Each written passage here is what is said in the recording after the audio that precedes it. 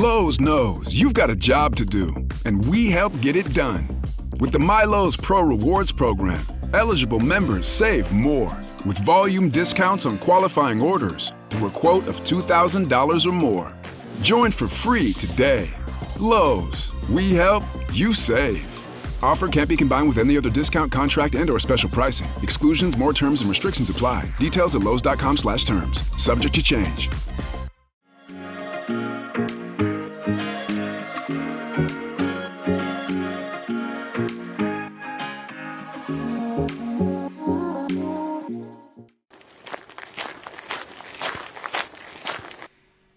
Hey there, here's a quick note before we begin. You can support the podcast by downloading, sharing, or checking with my favorite hiking gear at justhyke.com. Let's hit the trail. Hey guys, welcome to the Just Hike podcast, where we talk all things hiking, adventure, and building strength and confidence and endurance on and off the trail. Today, I am so excited to introduce you to Monica Rose. Monica is a certified ultra training, ultra running, and nutrition endurance coach who specializes in helping athletes and adventurers push their limits, whether that's on the trail, in a race, or in life. Now, hiking is just like trail running. It requires endurance, especially when you're stepping into more challenging experiences. Some hikers even make the leap into ultra events. And let me tell you, these events are not only epic, but they're also fun, with trail stations stocked with everything from bacon to quesadillas. You heard that right. Bacon and quesadillas on the trail. After chatting with Monica, I honestly feel I could sign up for a 100-mile event myself. With the right training and mindset strategies, of course. Monica brings incredible insight into how nutrition and mental strength are just as important as physical training when it comes to long-distance success.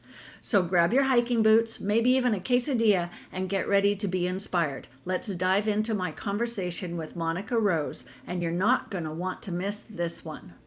Monica, tell me a little bit about yourself, a little bit about your background, and what got you into trail running and then eventually doing ultra distance running. So I know when we were talking about this, funny story here. I talk a little bit about it in my book. I've been running for 13 plus years, the last 7 here in the trail and ultra community. And back then, that runner didn't know what trails was. And when someone brought it up to me, I was like, I'm not doing trails. I can't do trails. I used to have some really severe back issues. So was really content, very happy with running on the concrete. Had no idea what a training plan was, let alone running consistently, or I just knew nothing of that. I just was a busy single mom. And so I would try to go run on my own time when I could. And then kind of fast forward, found some different run groups. Overall background, I spent 16 years in family law, opened up a cleaning company so I could better take care of my son who's special needs. He's 29. Through life and meeting different people, I've always been an ambassador for different companies, whether it was Honey Stinger or just because I love running. Running can be expensive. So I was finding these cool ways for products that I like to use where I could earn some discounts. And it was just kind of through this transition of life and meeting people that led to meeting other people and getting into some of these ambassadorship programs that one of my running mates, Meg Eckert, who was also an ambassador for Honey Stinger at that time. I think she's an athlete for them now. I had saw on her Facebook page her running on trails, and I had become a little bit bored with the marathon. I just felt like I had just kind of reached what I wanted to on the road running, and I wanted something different. And so she's like, I sent her a message just like, what is this trail stuff? It's like, what is that? How do you do that? Because I didn't know anything about it other than seeing some photos and some videos. And she's, gave me some information on it. And I was like, well, let's let's try it. So I opted for a 50K distance, which is 30-ish miles, because I was like, if I can do a marathon, I can do the 50K, right? It's another 6 miles. Right. In And theory. in theory. And so I was like, which one would you suggest? And she was an athlete for a trot at that time. And she's like, you should sign up for Habanero. That's how I got started in Habanero. Oh my goodness. So I signed up for it. I didn't look at the time because my road brain was like, oh, it's going to be 7 a.m. start because that's when road races are. They're generally on Sunday and start at 7.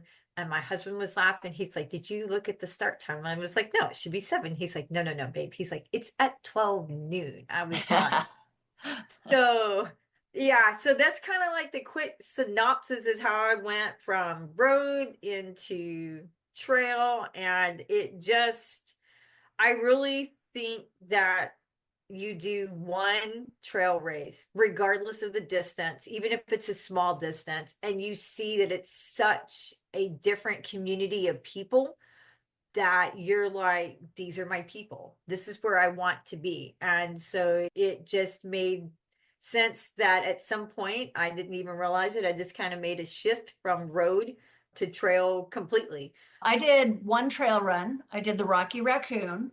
I Love did the that one. 50K, and it was a lot of fun. I enjoyed it a lot. I've been a hiker for several years now. Not a big runner, but really only 5Ks. I think the longest distance I did was maybe a half marathon, Yeah. and that was on road. And then a friend of mine said, hey, we should do a trail run. Let's do this one. And so we did the Rocky Raccoon, and it was a lot of fun. I enjoyed it. When I do a trail run, it's a combination of jogging and then a lot of hiking, right? Jogging, hiking, jogging, hiking. So it's just basically a fast paced hike. But I think for you, being an ultra marathoner, I envision you doing a lot more running than what I do.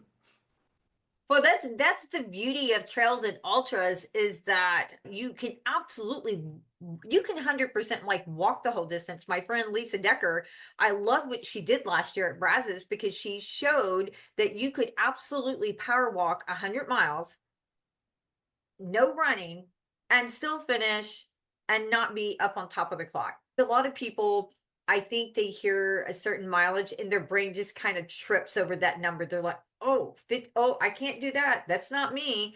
And I don't think they realize that that really is what ultra running is or what the ultra marathon world is, that it's this beauty. You have the elites that are out there primarily running. But if you look at some of the courses that they're on, like UTMB was just held this weekend, there are parts of that course where it's so steep that what are they doing? They are power hiking up or they are power hiking down. I think people would be really surprised. And I always encourage people to, if you've never ran a day in your life, come out and volunteer.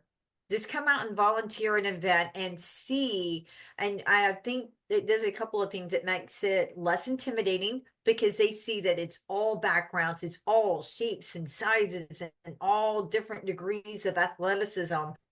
You see the walkers, the runners, and so it makes it less intimidating on that part of it.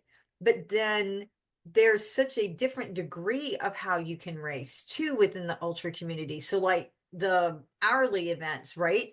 Maybe your body can only do 13 miles. That's it. That's all that's all it can physically do.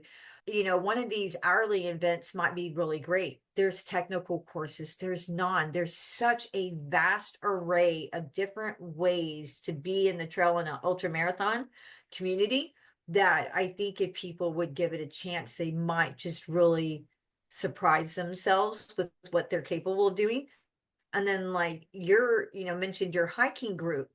To me, hikers they're out there. They've got weight on. They're out there on the I trails. They're agree. out there yeah, they're already up in Mother Nature, and so it's just a matter of changing out the shoes and the clothing, and then find your race and go for it out there. So That's so great. I love what you said. If someone is curious and wants to try an ultra, whatever that distance is that they choose to be, go out there and volunteer because you're right. the people who participate in any of the events that are out there, they're all shapes and sizes and ages too. You have Yes. people well into their 80s and 90s who are out there doing these events. And so someone who is, let's say, a middle-aged female would definitely fit in. You just have to have a little bit of courage to be able to say, yes, I'm going to at least try, Yeah. right? I'm going to at least try to do it. And I love what you said about, go and volunteer. If you're really feeling intimidated about it, go and volunteer at one of the events and just see what people are like. And then you'll be convinced that you can fit in and you can do it. Oh, yeah, for sure. And like the, Yeah. the age thing, I'm 49, and let me tell you something, it is quite humbling whether they're running or power walking when you're passed by someone in their 50s, their 60s, their 70s, and they still look super fresh. And you're like, I need some of that. I don't know what you have, but I would like some of that. So Yes, yes. I would like to be you when I grow up. That's awesome. You mentioned that you have a book. Tell me about that. So that book has been a work in progress. And while it does encompass some running, I didn't want it to be the typical runner's memoir or another book out there about here's the one, two, threes of what you should do and what you shouldn't do.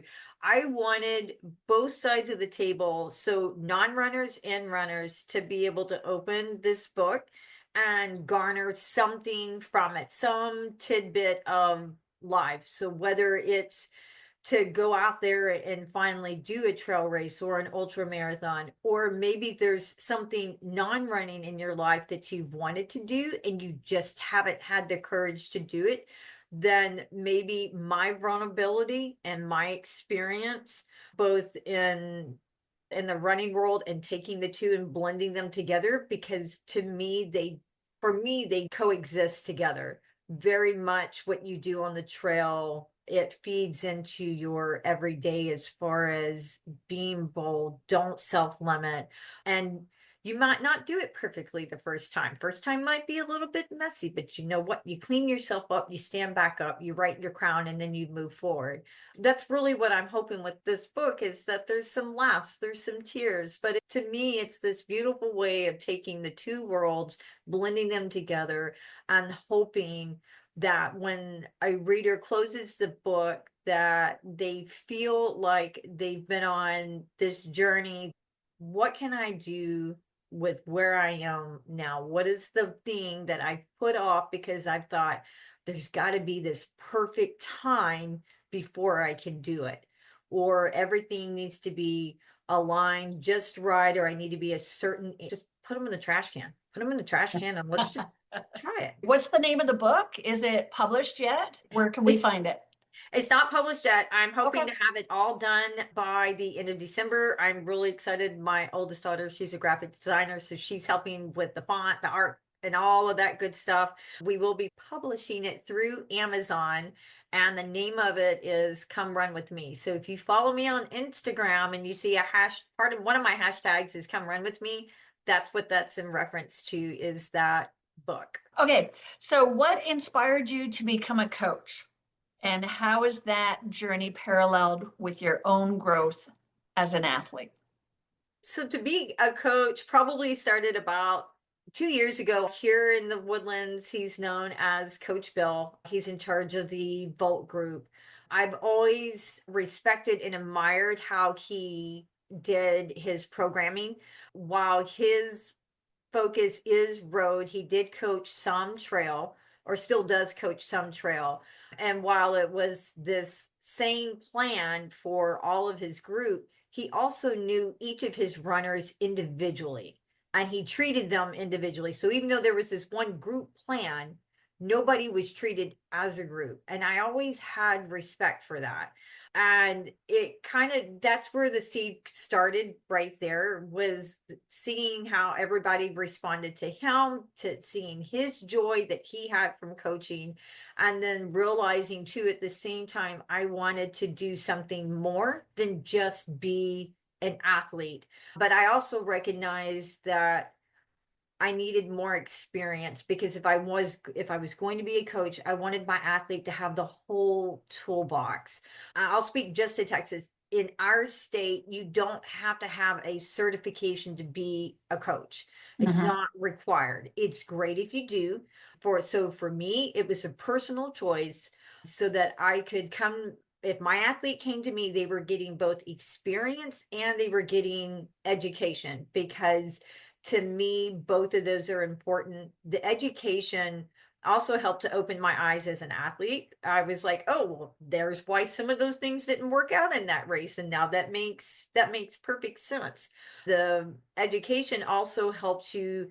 It was like when I was in law, they teach you in law, you really have to kind of reshape your brain so that you pragmatically go and work. With Robinhood, not only can you trade individual stocks and ETFs, you can also seamlessly buy and sell crypto at low costs. Trade all in one place. Get started now on Robinhood. Trading crypto involves significant risk. Crypto trading is offered through an account with Robinhood Crypto LLC. Robinhood Crypto is licensed to engage in virtual currency business activity by the New York State Department of Financial Services. Crypto held through Robinhood Crypto is not FDIC insured or SIPC protected. Investing involves risk, including loss of principal. Securities trading is offered through an account with Robinhood Financial LLC, member SIPC, a registered broker-dealer. Your cases effectively.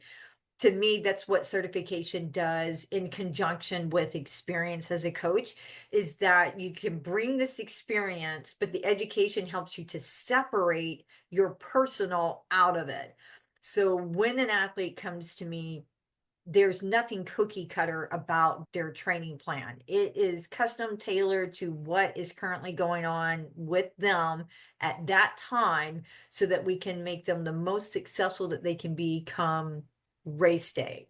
And so it was a little bit of a journey to get the certification and to become a coach. I could have done it then if I wanted to, but I wanted that certification because I felt that my athletes deserved to have 100% of a coach, not part of a coach. And that's just my personal feelings. I don't think if somebody's listening to this, I'm not downing anybody that doesn't have a coaching certification. For me, it was just a personal choice. For sure.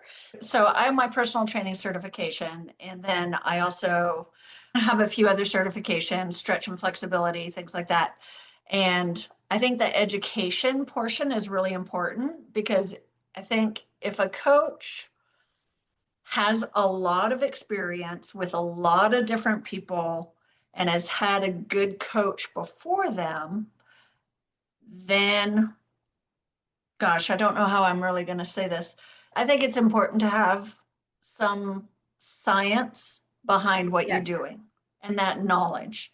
Yes, Because you're right, some of the stuff makes sense after you go through the training. And then other stuff is like, well, that doesn't make sense at all, so I'm not going to do it. But there's a reason why you're doing it out there. no, that makes perfect sense. And that's why I chose UESCA, because UESCA does everything based on science, not the latest trends. When you go through their courses, they are very transparent. If research is still ongoing, they let you know that in the material that, hey, this research is not finalized, it's still ongoing, but they try to use only the research that has been finalized. So, and the other reason why I went with them is that your certifications with them, they're only depending on which one it is. So my nutrition is good for a year, then I have to recertify. Coaching is good for 2. And so that holds me to a higher standard, I think, both as a coach and as an athlete, to ensure that I'm keeping myself educated and I'm staying abreast of new research, especially where women are concerned. A lot of the research, from what I've come to understand, is that a lot of the research is based on men. Yes, it is. And we're just starting now to learn more about women. Yes. Yeah. Yeah. Yeah. For sure. So what defines an ultra? Like, is there like a certain mileage where it's like anything after 30 miles is considered an ultra, or anything after a marathon, or what is the determination of an ultra?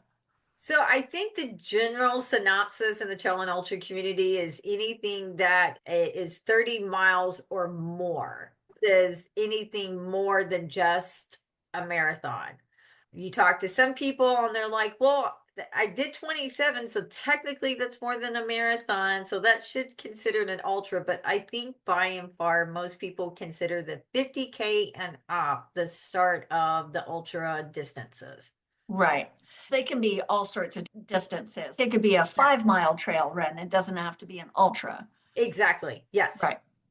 Now, you mentioned that you work with athletes. Do you consider anybody who comes to you an athlete, or is there like a definition of your ideal client?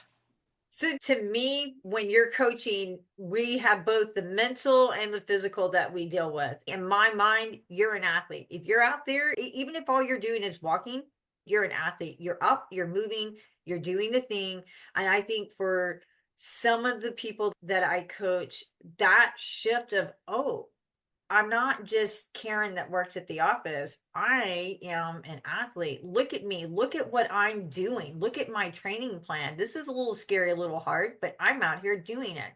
I like the term athlete over client over customer because to me, they're putting in the work and they're showing up. And so to me, that to me is a definition. It's loose. It's not the technical Webster definition, but in my mind, I see athlete. I'm glad we talked about this because that's one thing that I'm passionate about is a lot of women in the hiking community, they're out there, they're doing a 5 to 7 mile hike, but then they try to do a 13 mile hike and then they don't understand why it was so difficult. And so I would like them to start to have that mindset shift from into the athlete world, I guess is what I'm trying to say. It's like, you have to dial in your nutrition. You have to dial in you can't be drinking wine until midnight and then you get up at 6 in the morning and you try to do 13 miles. Like it's just, what your left hand is doing isn't the same as your right hand. We got to kind of have that shift in mindset. It's like, okay, I need to be able to be at my best to be able to do this hike, let's say. What do I need to do to be able to make myself better at that? So the question to you is, if someone wanted to be a better hiker and Right. to do some of the more, let's say, longer distance for them, like a longer distance for them might be going from 3 miles to 5 miles, and then a longer distance for someone else might be going from 5 miles to 10 or 13 miles. What advice would you give someone who wants to increase their distance? So I think whether they're a runner or a hiker, both need different answers. If you're looking to go from 3 to 5 miles, it's the midweek work that has to be put in. And then on the weekend, if you're looking at 2 more miles, depending on the elevation. So if the elevation is more or less the same, and you're just looking to move from 3 to 5 miles, I think it's more up here than it really is physical. Sometimes it's a matter of turning off the watch so that you don't have a watch telling you that you're at mile 3 or you're at mile 4. And the mental part really comes in because, yeah, your feet are going to hurt a little bit. Your legs might feel a little bit more sore. But man, the mental break you get when you hit the 5 mile mark and you're like, well, that wasn't as hard as what I thought it was going to be. So when you're looking at that small distance, it's more mental because at the end of the day, it really is just 2 more miles. And 2 more miles really is walkable. It could be something as going out for 2.5 miles and then turning around and walking 2.5 miles back. So that's a really good mental strategy. If their brain is really hanging up on 5 miles, you go out for 2.5 miles and you turn around and you come back. Because guess what? You got to get back to your car, right? You got to get back there somehow. So Yeah. when you do that, you're seeing the same things as you're walking back to your car or running back to your car, but your brain also starts automatically going, oh, we're almost to the car. Oh, we're maybe about a mile out because it's already clicking away that we see these. And then you get back to your car and you're like, that was not so bad. I think if you're at like the 5 mile trying to get to the 13 mile, that is definitely that's vastly different. That definitely requires an increase of mileage during the week. so that you build up both the mental and the physical and what we call time on our feet. And then it's a gradual process on the weekend. So you might have, if you're already at 5 miles for you, maybe it's a 4 week progression, right? So you do your 5 miles, then the next weekend you increase it up to 8 miles. And the following weekend, you go back down to the 5, and then you bump it up to the 10, and then you have your 13. And then there's the work that you have during the week so that you're building up the muscles and the time on the feet so that when you hit your 13, you're not bouncing off the wall and your body's going, what are you doing? You've never done 13 miles in your life. What are you Right. doing? Are you crazy? And the nutrition also comes into that as well. So you have to be, when you're talking 2 miles, you know, you should always be diligent with your diet, especially women who are still on their cycles, especially women who are peri or menopausal, because your body is like, you know, all the signals. It doesn't know what is broken, or it thinks something's broken and nothing is broken. It just knows it just needs more. The higher up you go, the more you really want to start dialing in on that nutrition so that it's like, you know, do you want to put water in your gas tank, or do you want to put real gas in your gas tank? So as the mileage increases, you want the real gas. And so that, again, that one-to-one conversation with an athlete is so super critical, so you can find out from them, you know, do they have any, you know, health problems, food allergies, anything that might influence that. Maybe they have a history of eating disorder. And if they do, then it's not my place to give the nutritional advice. Then I need to work with a registered sports dietitian so that we can ensure that old habits from the past don't creep into the training plan and then create a problem when they're out there on the trail trying to increase their mileage. So you, as a coach, you have to know when to bring in outside resources to help your athlete, help them meet their goal. Nice. I like that. For someone who is, let's say, doing their first trail run, or let's relate this to hiking. So coming up, there's the Mammoth March. Yes. It's Yes. a hike in February. They're holding it. Well, apparently there's several all over the country, but the one that's popular for our area is over at Dinosaur Valley State Park, and it's in February. So it's 26 miles or thereabouts, I think. And so, what would you recommend for people to do to help prepare them for something like that, an event like that, physically and nutritionally? But let's say general advice without going into too much detail, a reasonably healthy person, you know, what would you generally say to them? So I, first and foremost, when it comes to trail racing, and this is where consulting with a coach would help, I would encourage everyone to go to the races page and look at the race info, because you're going to find, is there aid stations on course or not? What is my elevation? I know from Dino Valley, it's rocky. And Mm-hmm. she's got some vert out there. So all those descriptions will be in the race information. And you want to know what the elevation is, what the terrain underneath your feet is going to be, so that when you're getting ready for it, walking or running, you know what to be training on. You don't want to be doing all your miles on the road and then you get out there and it's like somebody just let a bunch of kids loose with Legos and now you got to walk on that. It's super important that when you're looking at the race you're wanting to do, and we'll just keep Mammoth as the example, that you see what the elevation is going to be, what is the terrain going to be. Sometimes some directors are getting really good about on Strava or Garmin.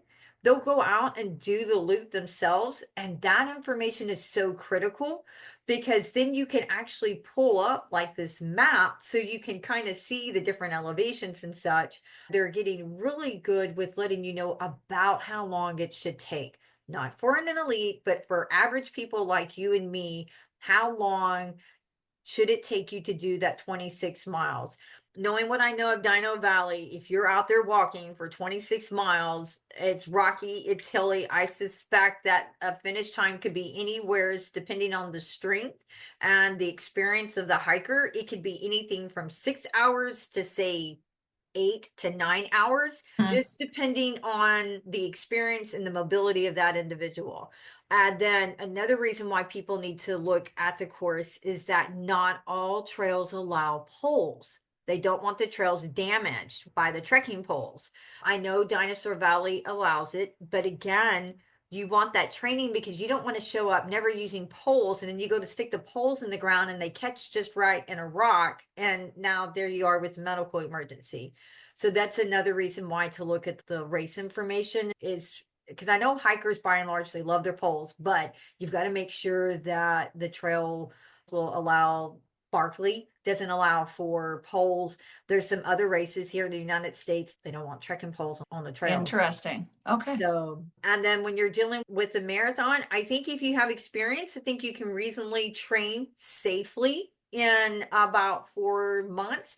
If you're on the lesser side of experience, I would say 5. If you're brand new, never done it, I would say 6 months. And why 6 months versus 4 months? Because that first month, you're really building your base, strength, mobility. If you don't have a good foundation to begin with, then it's going to have little cracks in it. And so as you try to progress through increasing your mileage, you're going to be more prone to injury. You're going to be prone to frustration. There's just a myriad of different things that you're going to run into. And I think even if you're experienced, the 4 months, you still need to do an honest check-in with yourself and go, okay, where am I at physically? Are my feet good? Is my biomechanic good? And then on the nutrition, on a broad answer, some of the general rules to look at is that, plant-based, not meaning vegan, but you just want to go more plant-based. Chicken thigh has more protein in it because it's a dark meat. Unless you're trying to lose weight or maintain weight, you really don't have to stick with the chicken breast because that's, going to help you maintain that weight. Fish is always really good. Some women, some men, but more women who are still on their cycle, maybe their peri or menopause, tend to run low iron. Always check with your doctor. So some of that can be controlled just through food. So like red meat, kale, any of the green leafies, those are always really good to turn to. Women tend to run low on protein. Again, it's a conversation to have with your doctor, but there's a myriad of ways to get that protein and get it in through beans. There's some ready-made protein drinks out there that actually taste good and are low on sugar. Some of them taste great, and then you look at the sugar content, and you might as well drag over the sugar bowl and eat straight to the sugar. I always call some of the smoothies, I call them like a cupcake in a cup, like not health food. No, but it tastes so good. Tastes so good. And I think when it comes to like actually being on the trails, gels, some people like the gels, some are carb based. So I tend to run low iron. So in my pack, I've got carb based gels. I have applesauce. It's another favorite. Believe it or not, a lot of ultra runners have applesauce, and they have it like the baby pouches. Yep, the and the squeezable baby ones. pouches. Yeah. So for me, especially if you're going to be out there hiking for 6 hours, and I love them because they don't take up much space in your pack either. Yeah, that's a great idea. I never thought of So- applesauce pouches, but I love apples and I know how good they are for me. Right? Just the overall nutrition of it. Applesauce is good. Pre-cook some bacon. Oh yeah. And pre-cooked bacon. Put that in again, doesn't take much pack in your pack, but it's something a little bit more solid. Gummies are always great for a go-to. It's a cheese and beef jerky stick combo. That's a good one. So you're getting a little fat, a little salt, something a little solid. And again, doesn't take up much room in your pack. So it's kind of a broad general there for the nutrition. Nice. I like that. You mentioned training times, and I just did a little bit of math. And so Mammoth March is in February, and it's September now. So if you're new to that distance, you might want to start training now. Yes, because like I said, it's hilly. That Dinosaur Valley gets a lot of people in trouble. because they don't think Texas has that type of topography. They think Mm-hmm. it's flat out there, and then they get out there and they're like, oh, this has some Right. elevation out here. Mm-hmm. No, I agree. I agree. I was at Dinosaur Valley State Park a couple of months ago, and it was a beautiful park. It's great, but yeah, I was surprised. It has a combination of rock and dirt, so it Yes. wasn't too bad. There was a good combination there, but you also have stream crossings, and I don't know if the route has you crossing any of the streams, and maybe at that time of year it might be low enough where you don't get your feet wet. But when we were there, we had to cross a pretty good stream, and you either had to change into water shoes or you just had to go right through it. Can you share a story about an athlete that you've coached that surprised themselves with what they accomplished? And I had an athlete, she just finished the Habanero 50K. It was her second time to do it. When we originally met and had our conference, I knew that she had the physical capability. I knew that she had the mental part, but we were going to need to take the two and put them together because she had sustained a previous injury about a year or 2 years ago. And it had been almost a year, a little over a year since she had last raced. And her last race was at Chevron. And it was really frustrating for her because she had what we call the paddy wagon was on her the whole time. And so it was really frustrating for her. What's the So paddy wagon? that is, you are on the clock, and if you can't meet the next mile marker at a certain time, they pick you up. You're racing. So you're like at the caboose and they're going to Yes. take you off the course. Yeah. Okay. Yeah. And I have been there myself when I was running the Chevron. I think it was my second one. And it is frustrating. It is demoralizing. Absolutely. Yeah. And you're just like, so that's kind of what led her to also try trails. She's like, I'm not looking to go fast. She's like, I just want to come out here and have a good time. But she also had some recurring plantar. So we knew when we put her plan together, we were going to have to address the previous injury, address the plantar. She had a job that kept her on her feet.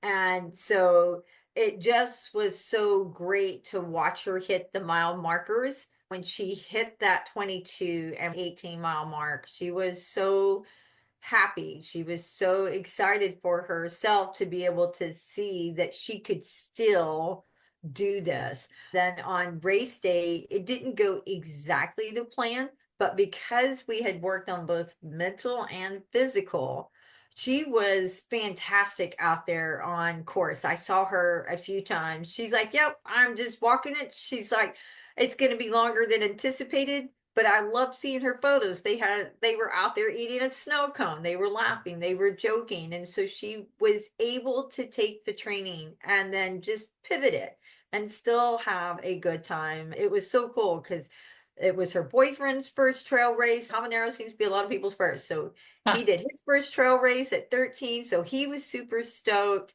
She got her 50K. And so it was just so awesome to see her hit these mile markers and then for her to have such a fantastic running event on race day. It was so great to see that.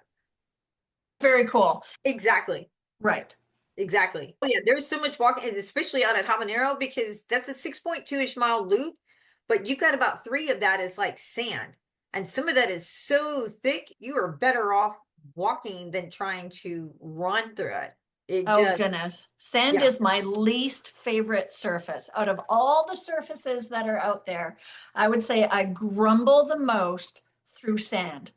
I don't know of any runner that is like throwing glitter when they see sand. Most of them just, we all, especially like this was my 7th habanero. I mean, we know what's out there and we just kind of, you just kind of go to like a dark place and you're like, the sand is what the sand is going to be. And you just move through it. That's all you can do. It's these things that pull everybody together and Exactly. everybody's grumpy at the same thing. Oh, yes. Let's talk about foot care. So Okay. foot care is a huge part of hiking and ultra running. What are Yes. your best foot care practices to prevent blisters and injuries on long runs or long hikes? So in prevention of foot injuries, you absolutely have to have time on your feet. You Mhm. can't just decide to go out your door and bust out a 13-mile hike if you've only gone 2 miles. You just realistically can't do that. You absolutely must have time on the feet to build up those muscles and just everything that goes with having time on the feet. You've got to build that up. If you think it's just going to be a flex and you're going to go with your group and hit that big number, you're probably going to finish it, but you're going to pay for it afterwards, especially when you're dealing with trails, because you're just trails, you don't know the terrain. Like, Mammoth, that's a perfect example, right? You've got some dirt, you've got some rock. Habanero, the number one thing that Cal, which is the race director for that one, he tells people, he's like, take care of your feet early and often. So when you go for the prevention of like blisters and stuff, again, that's staying on top of it. I love NG socks. Those are the toe socks. It started wearing those probably 5 years ago, and I don't blister because they're little toe socks. So your toes aren't rubbing together like they are in a normal sock. And then NG, and I'm trying to think of some of the other brands out there, they have different thicknesses. They So do. I have a thin pair of Injiji and a thicker pair. I yeah, prefer the thinner pair and then do like double it up with another sock. yeah. So to me, if you're a heavy sweater, don't put on that thick sock, because even if you don't blister, now your feet are staying constantly damp. Some ultra people love to pre-tape their toes individually. I tried it one time. I was like, let me make myself a guinea pig. Let me see if there's any value to this. And I'm like, this is really annoying to me. So I think that comes in conjunction with time on the feet, building towards the big distance. Try it in your long walk on Saturday. That's the day to try out the socks. Does this sock feel good? Is it too hot? Is it too thick? Does it annoy me? Because, some people, they're just certain materials, they just don't They feel get, good. yeah. I have Yeah. a friend who gets annoyed with certain materials. Yeah, If you know that it's going to be raining and you've got a long out and back in your pack dry socks. Your shoes are still going to be wet, but man, it's a mental game changer when you can dry your feet off and put some dry socks on. What's a good example from this year? Grasslands, put on by Blaze Trails, was an epic mud fest. Once that oh rain came no. through, it didn't stop. So you've got a balance game of at what mileage do you stop, dry your feet off, put some powder on them, and then put some dry socks on, and then go back out there. So if you feel a blister that is starting to come on, you need to stop, look at the blister, and make a quick diagnosis. Do I pop this now and then cover it? Because what you don't want it to do is pop while you're running or walking, because now sweat's going to get in it, it's going to burn, it's going to light on fire, and that can mess you up both physically and mentally, depending on where that blister is. Some people blister in their arch, some people blister on the pads of their feet. I am seeing some pretty nasty blisters, and so you just want to stay on that. I know, like, some people are thinking, no, you never pop the blister. It's different when you're out there, because like I said, the last thing you want to do is have it pop while you're out there. When you're in your little world, or when you can stop, you can cut away the skin, you can treat it with some ointment, and then you can wrap it and then put on fresh sock and then go. It's still gonna probably hurt, but it's so much better than letting it do that in the shoe while you're out moving. Absolutely. Yeah, Yeah. take care of it early. Yes. Definitely. You feel Yep. those hot spots or you feel something going on, and definitely take care of it early. Yes. Very good. Very good. So we talked a little bit about nutrition on the trail. You talked about different goos and like a beef stick or a beef and cheese stick and the applesauce. So nutrition can make or break an adventure. And I feel like we covered that already. Is there anything else you wanted to add to that? Like, let's say, with Mammoth in mind, what should people do nutritionally for that? So you vary are much what you eat. It takes the body roughly 2 to 3 days to fully digest what you eat, regardless of your race, whether you're male or you're female or your age. That's just biology. It takes 2 to 3 days. So for me, if the big dance is 26 miles on Saturday, then that week, really the week before, find little ways where you can cut out some of the sugar. And that's really hard because sugar is like in everything, right? So just little ways. And then the week of Wednesday is that's my carb day. So, and then people think when they hear the word carb, they think, oh, it's got to be pasta or pizza. No, it can be a hamburger and French fries, but you're just putting a little extra in your body. And then, Thursday, I really like to try to have like fish because of all the good protein and iron that comes from the fish and good veggies. Then Friday, which is the day before the race, you just want to have something that's just good and balanced, nothing heavy, and just keep doing what you've been doing. If you normally have oatmeal for breakfast, have oatmeal that morning. If you normally have toast and a banana, still have the toast and the banana. So it's so much more than just what you consume on race day. You've got to go backwards a little bit because everything that you do the week of impacts what you're doing that day. That week of, that's not the time to try a new recipe. Certainly not the night before is not the time to go try a new restaurant. You might be okay, you might not be okay. I had one of my friends, I forget where she went. It's where everybody else went. She ordered something she thought would be safe and she couldn't race the next day. She was so sick to her stomach. Oh no. So, Darn.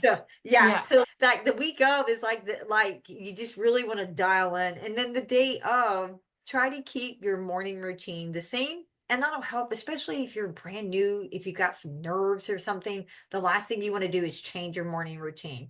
That's gonna just kind of, upset the stomach a little bit. If it's going to be warm, yours is in February, so you should be safe. But anything in Texas that starts in April, we never know. It could be hot, could be cold. Have some electrolytes that morning. So instead of a second cup of coffee, have 1 cup of coffee. Go ahead and have a drink with some electrolytes in it. Even with your race being in February, that's still not a bad idea to do that. So again, instead of reaching for a second cup, go ahead and have some electrolytes. And then just look at the course information and find out, is there going to be an aid station out there so that, if you forgot your snacks, let's say, are they going to feed me or am I on my own?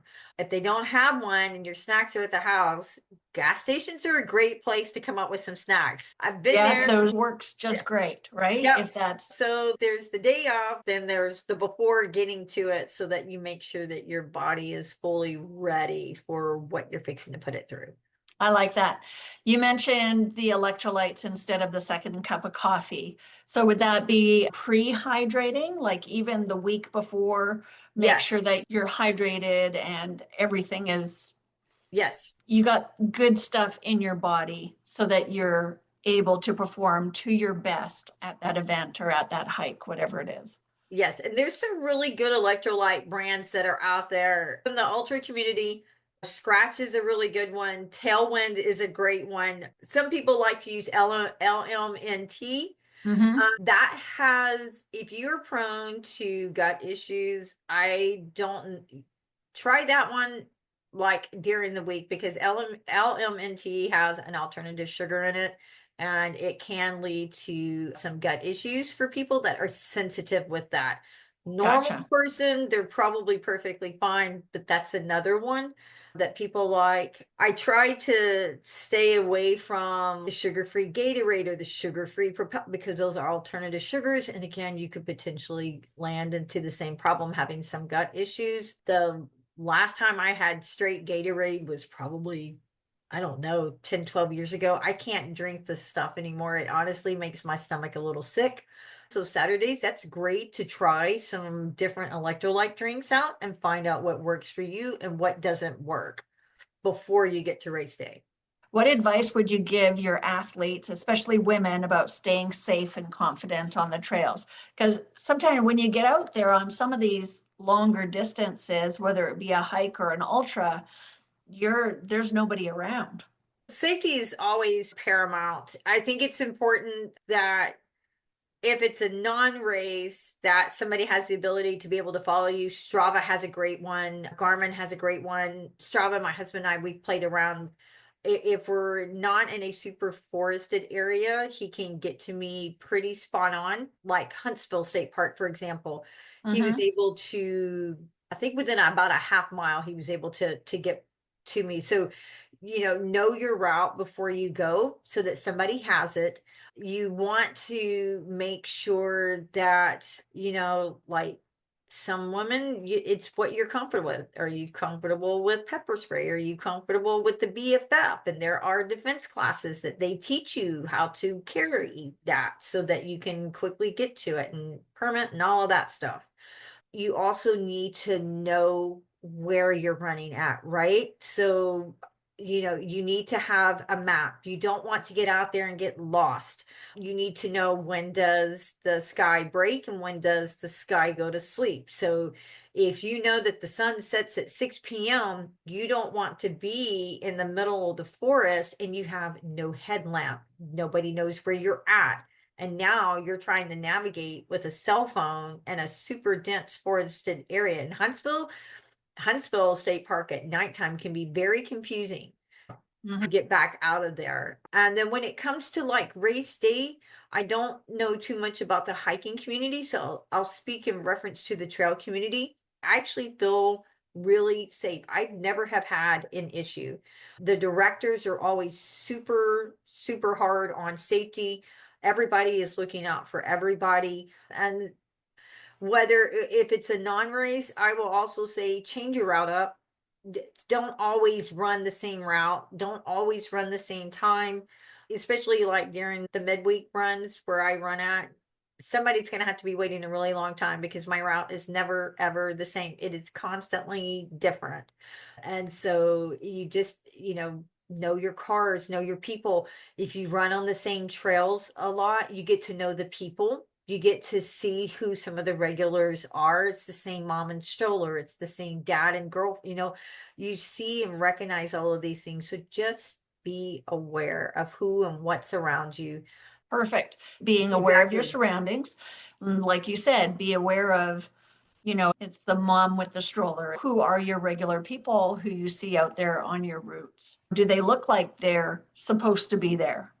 Open up your eyes and look around. Yes. Yeah. And don't always be, if you love to run with music, that's fine, but you need to be unplugged with one ear as well. Definitely. Otherwise, you can't hear the birds chirping. I've seen them out on the trails. I'm like, just unplug for a little bit. What is one piece of gear you would never leave home without? My camelback. Even Oh, when I'm yeah. riding my back, it's my bike, it's my camelback. My Yeah. husband laughs at me. He's like, you in that pack. I'm like, it's everything. It's got all the pockets and the zippers, and I have to. I'll even wear it to the store. If I could look, if It's I just thought I so could much get easier. everything fits. Everything fits. Exactly. And then your arms are available to do whatever you Exactly. need to do. Yes. Ultra running is as much a mental game as it is a physical game. What mindset practices keep you pushing forward when the miles get tough? So my very first 50 miler, Rob Goyen, was the race director then. I remember the start of that race, everything was not going right. I had tripped over a wire that somebody had not lit up. So I'm standing there with scraped knees. I broke the rule. I took a Tylenol before. And I actually bought the shirt from Trot, but what Rob said, and it has stuck with me, is burn the ships, protect the island. So anytime a race starts to get hard, I just think of him and that speech of burn the ships, protect the island. And even if I have to stop and walk and just kind of recenter myself for a minute, that's what I tell myself, burn the ships, protect the island. I don't know what that's referencing. You're going to have to fill me in. What does that mean? Burn the ships, protect the island. So you are the island, and the ships are, it's any of that mental head trash. I'm not good enough. I'm not fast enough. I'm too slow. oh my gosh, the sixth person just passed me. I should have already been back to my world and I'm still 20 minutes from my world. This hurts. This is going too long. And so those are all the ships. Okay. Protect the island. That negative self-talk. Yep. Definitely. Definitely. Now, so I just finished, it was a hut-to-hut hike over in the San Juan Mountains in Colorado, and it was really a nice. great hike. At one point, we went from at around 9,000 elevation up to 11,000 elevation. And we looked at one of the girls' watches and it said it was 175 floors.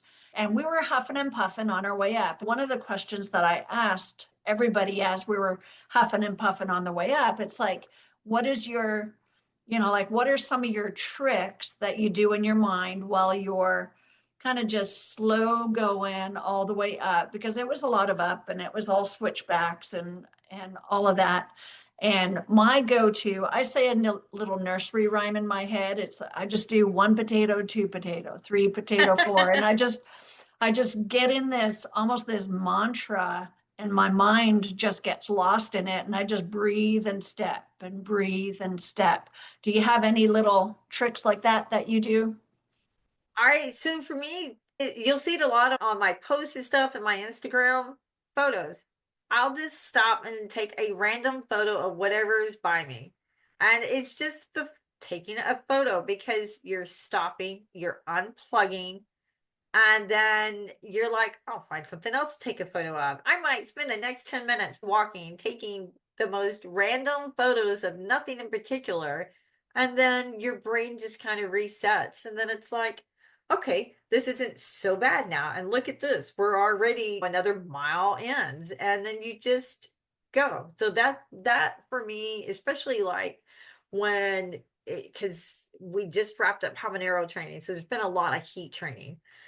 And we haven't, Texas has been really nice with the heat this year, but the humidity in the morning has been just awful. And so I have just found you just do something that's the opposite of what you're currently doing, and it just lets your mind kind of reset. So I like that. What would you say to someone who was curious but afraid to try distance running or even a longer hiking distance? I would say, to me, even the most inexperienced person can do a 10K, the 6.2-ish miles. You can walk it. And the course times for that are so if the race starts at that distance, I think it's like most of the time it starts like till 8. You have till like 6 o'clock in the evening to do those 6 That's miles. A long time. And it's great because there's no pressure whatsoever to do your thing, just to get out there to walk. And that's the thing. You just got to immerse yourself in it. I think sometimes people overcomplicate it. They're like, oh my gosh, I see all these photos. I got to have all this gear. No, you don't. Just have some water bottle with you. You'll have aid stations out there on a 10K. You're going to have at least one aid station. And so you can refill your water. You can grab a snack. I mean, where else can you pay for a race fee, have some snack, meet some new people, immerse yourself in Mother Nature, and collect a cool, wooden medal when you're done running it? And so that to me is just do it. Just find a 10K. And if you're listening and you're like, there's no way I can do even 3, then just do the 3 miles. And again, it's the same thing. Don't overcomplicate it. You can walk the whole thing. I think people associate ultra marathons with, oh my gosh, I have to run. That's the biggest difference between the road community and the trail community, is that your split times, your watch times for people trying to get to certain races, yes, it matters. Otherwise, everybody's just out there to have a good time, enjoy the experience, meet some new people, have some snacks while they're out on course, and finish the race. And I think people don't realize that it's as simple as that sometimes. I agree 1000%. I love that you said have some snacks on the trail, because that's the thing that I find is amazing of the trail running community. When I did the Rocky Raccoon, I couldn't believe the snacks that were on the trail. Yeah. And they're good, they're good healthy snacks. in a way. Like you can have shots of Coca-Cola or Dr. Pepper or whatever, but then there's bacon on the trail. There's pickles on the trail. There's just all sorts of Yes, there is. yeah, it's not just, like you do a 5K fun run and all you get is water and maybe a little bit of Gatorade. But Right. then when you're out on a trail run, you get these amazing arrays of snacks and the Oh, yeah. volunteers are amazing. I think someone was out there making quesadillas one year and it's like, what is that? Oh, yeah. When I volunteered at Rocky this year, we had chicken broth going, mashed potatoes, Yeah. bacon, and pancakes. We started that at about 3-ish in the morning. That was a big hit because it must have like spread out there on the trail. They were like, we heard this aid station has pancakes. Everybody's looking forward to the pancakes. Oh, yes. That's so fun. Okay, so here we're ready for some rapid fire questions. Okay. So this is just a fun section of, either this or that kind of thing. So what's your favorite trail snack other than pancakes? I think the one I always go to, it's the applesauce. It can Okay. be stupid degrees outside, and I am still looking for the applesauce. Even at habanero, I'm just like, I need some applesauce. I like my applesauce. Do you prefer early mornings or late nights on the trail? I prefer early mornings. You get to Yeah. see the sky open up, and it's so beautiful. What is your most memorable trail you've ever run or hiked? I think so far my most memorable would be Wildflower out at Bastrop State Park. Oh, why is that? The views once you get to the top are just stunning. It is so beautiful out there. Cal has made some tweaks to the course, so this year we got to run some new trails, and that the state park just doesn't disappoint. There's just not a bad spot on that trail, and I love it because it's challenging. You've got switchbacks, you're up, you're down, you're flat, I mean, it gives you a little bit of everything. But I think right now that as far as like scenery, that's probably the most beautiful one that I've ran. Nice. I've actually had that one on my bucket list for a little while. I might have to do that one and maybe habanero too, but I'm mostly hiking it. I'm not running. Maybe I'll run a little bit, but not much, especially through the sand. And I'm going to be grumpy. Promise. Do you prefer coffee before a run? So I am a tea drinker. Love Are this. you? Yeah, I drink hot tea, and I will still have my cup of hot tea before I go out. Do you have a favorite type of tea? I love the teas from Tea Spot. They're an online tea store. I'm a bit of a snob when it comes to my tea. And so they have some really good different types of breakfast teas. Some are dark, some are light. And so it just kind of whatever mood I'm in the morning. But in the morning, it's some type of breakfast tea. What is one song or mantra that gets you through tough miles? I mean, there's the photography, but it comes from Courtney to Walter, where it's just one more mile. Just one more mile. She was because she's like, she's like, it's hard in this mile, but she's like, the next mile will be different. And so and again, it just goes with resetting. Sometimes you just need to stop, you just need to walk, you need to, if you've got music, turn everything off. Just turn everything off and just walk. And sometimes it takes 5 minutes. Sometimes there was a race. It took me a good like 15 minutes. It was just hot and the mind was really just kind of starting its own little dumpster fire, and just walking for 15 minutes completely unplugged. And then my brain was like, okay, let's go. Do you have a dream race or a dream adventure? There's so many out there. Like on my bucket list, obviously behind me is, Badwater's on my bucket list. I really want to get out to the Barkley Fall Classic. I am completely I don't know what it is with Laz races, especially the Barkley. It's its own animal. It's purposely designed to make you fail. It's not designed to make you succeed. Some people, when they read the rules and stuff, they would be like, why on earth would that be on your bucket list of races. And so I think that like right now, like the Barkley Fall Classic, I really want to get up to that one. And I'd like to do a destination trail race. So destination trail races are really cool. They're mostly 5 days and mostly held in Colorado, and I think Arizona has one. And you're just moving through different points of the state. Each day you have a certain set of miles that you're doing in a certain location. You get back to camp, you wake up, and you go out the next day. I think Right. Yeah. those would be really cool to do. What do you think is harder, the first mile or the last mile? I think the first mile, you're just trying to get your brain to get engaged with what it's getting ready to do. The last mile, the brain knows we are at the end, whether it's a training run or the race, the brain just kind of automatically knows this is the end. But to me, it's the first mile. Right. The last mile, it kind of reminds me of like horses coming back to the barn. It's like, okay, Yes, now I'm excited. I know I'm almost done, right? Yeah. exactly. Yeah. Thank you so much, Monica. I appreciate you being on the podcast today. Is there anything else that you wanted to add? How can people get a hold of you?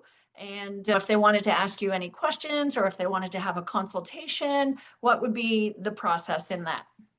So they can reach me by email, rosecoach at gmail.com. And then they can find me on Facebook. The business pages there. If they want to see more in depth of what it is that I do, that's a great resource there. I'd be happy to talk with them. And thank you so much for letting me come on. This has been super fun. I So- hope you enjoyed it. Yeah. Good, good. So what is your business page on Facebook? So it's the name of the company is Beyond Limits Coaching. Facebook has me as Monica Rose Running Coach. So Monica Rose Running Coach. Yes, ma'am. Yes. Okay. So they can get a hold of you through there. Yes. And then Yes. you're also on Instagram. So if they look up Monica Rose on Instagram, they should be able to find you there too. Yes, ma'am. Yeah. Very cool. And then you said your email, mrosecoach@gmail.com. Yes. Okay. Thank you so much. I appreciate you coming on the podcast with me.